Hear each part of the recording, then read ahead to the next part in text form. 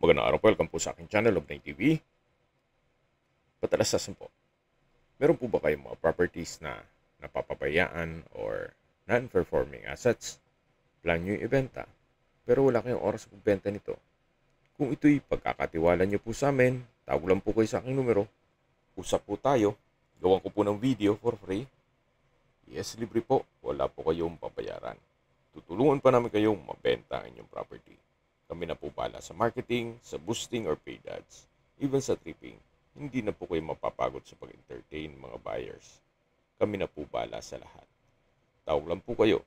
Nandito po tayo ngayon sa Nasugbu, Batangas, kung saan meron po tayong i-reshoot na residential farm property gawa ng ito'y nag-markdown price. At mamaya po sa dulong parte nitong video, pag-usapan natin presyo nito, pati distance, location at travel time. Pero itong overlooking view ng ibang parte ng Nasugbu. May total lot area po ito na 20,000 square meters o 2 hectares. Tungkol naman sa dokumento nito, ito po'y titulado, buhay po ang may-ari, kaya wala po kayong maging problema sa documentation o sa transfer ng title. Ito po'y along Barangay Road, kaya accessible din po ito ng public transportation. Kaya meron din pong tubig, kuryente at internet provider dito sa area. Ito pong bahay ay well-maintained, kaya ready for occupancy. So aside from this, meron pa pong mga structure dito sa loob ng property. Ito po yung main house. May dalawang guest house, may caretaker's house, at napakalaki pa po ng bakanting lote. So ito po yung likod na parte ng bahay. Dito po sa baba ay meron pong caretaker's house at yung covered carport.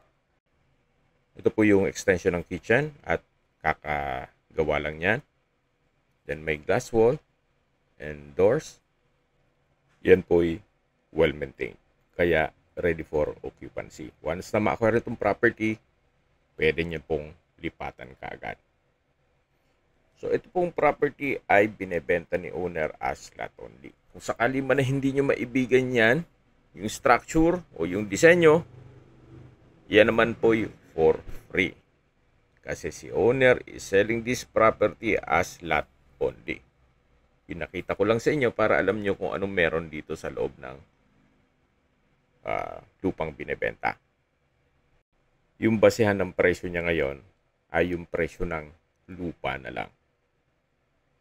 Opo, napakamura po sa ganitong kalaking sukat ng lupa.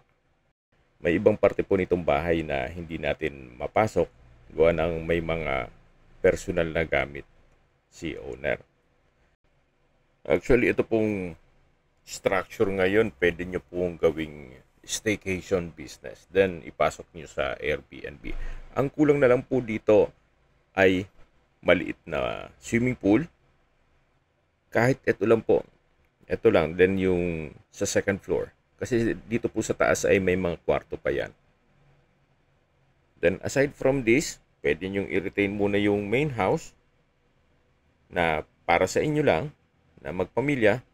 Then, ito po at yung dalawang guest house ay pwede nyo pong paupahan o gawing staycation business. Then, ipasok sa Airbnb.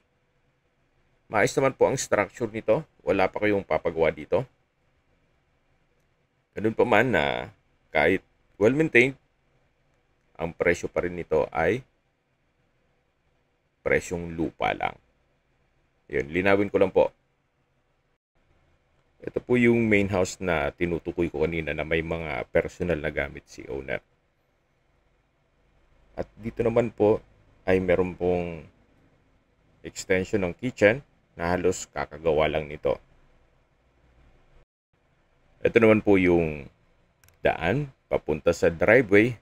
Doon naman po ito sa mga guest house. Bali mula po sa Barangay Road meron pong dalawang gate.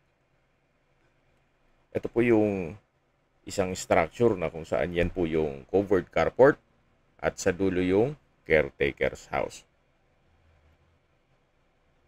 Balik po tayo dito sa driveway. Mula dito sa driveway, sa dulo po yung mga guest house.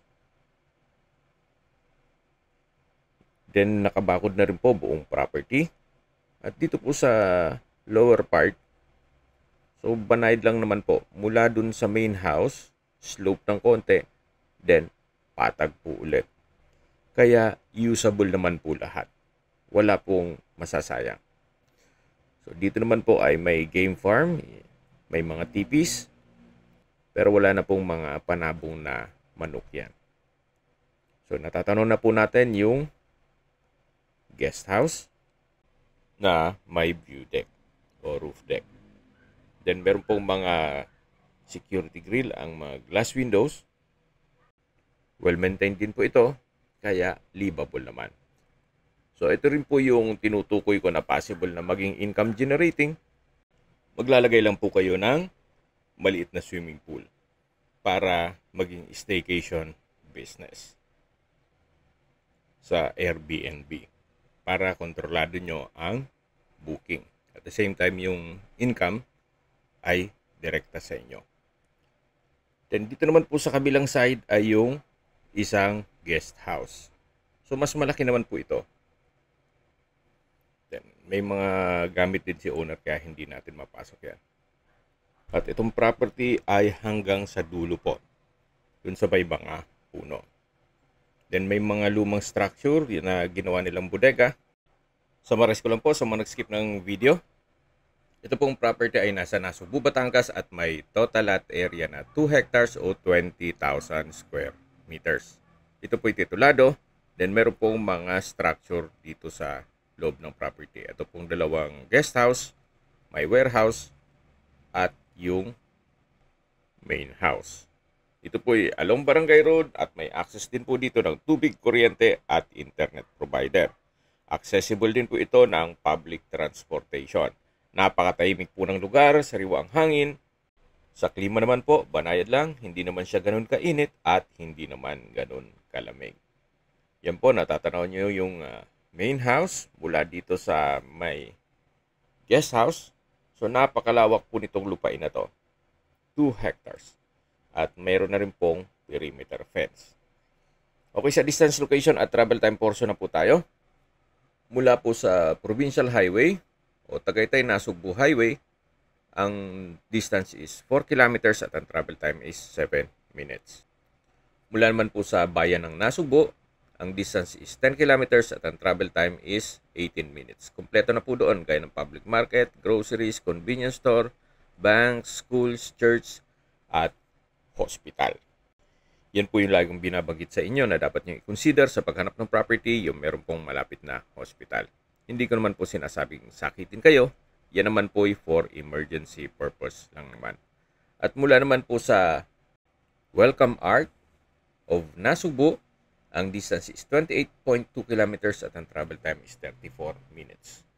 Mula naman po sa Twin Lakes, ang distance is 32.2 kilometers at ang travel time is 40 minutes. Kung manggagaling naman po sa Tagaytay, ang distance is 41.1 kilometers at ang travel time is 1 hour and 10 minutes.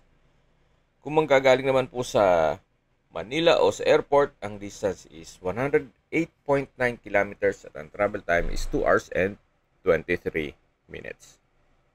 Okay, sa presyo na po tayo. Yung original price po nito ay 3,000 pesos per square meter o 60 million pesos. Nag-markdown price na po si owner sa 2,000 pesos per square meter o 40 million pesos. Ito pong structure na nakikita nyo ay for free po ito. So, nagbase na lang sila sa presyo ng lupa na below market value. Ang big factor naman po dito ay hindi na kayo magpapagawa ng inyong bahay bakasyunan. At meron pa po kayong possible na maging income generating na mga guest house na pwedeng gawing staycation business. Yan naman po ay opinion ko lang naman. Depende pa rin yan sa assessment nyo dito sa property. Kung may mga katanungan po kayo, tawag lang po kayo sa aking numero. At sa mga kababayan naman natin nasa ibang bansa, meron po akong Telegram. Sa mga iPhone user man, may iMessage. Meron din pong Imo, Skype, Viber at WhatsApp. Same number lang po, 0917-316-3399. Sa mga nagtatanong naman po ng aming Facebook, meron po aming Facebook page na Nov9TV at Facebook Reels Video. Meron din pong TikTok at Instagram. May ibang YouTube channel po kami na The Nov9TV channel at Nov9TV Listings. Sana po naibigyan nyo ang video presentation. Paki-like and subscribe na lang po sa aking channel para ma-update din po kayo sa aking future listings. Kung sakali po hanap nyo mas maliit na sukat lupa, meron din po kami ibang listings na pwede nyong pagpilian. Huwag po kayong mag-atubiling tumawag sa amin, then let us know your budget para malaman namin kung anong property pwede naming i-alok sa inyo. Sa lahat pong viewers, subscriber at nagtiwala po sa amin, salamat po sa suporta. Ingat po kayo lagi at yung pamilya. Maraming salamat po.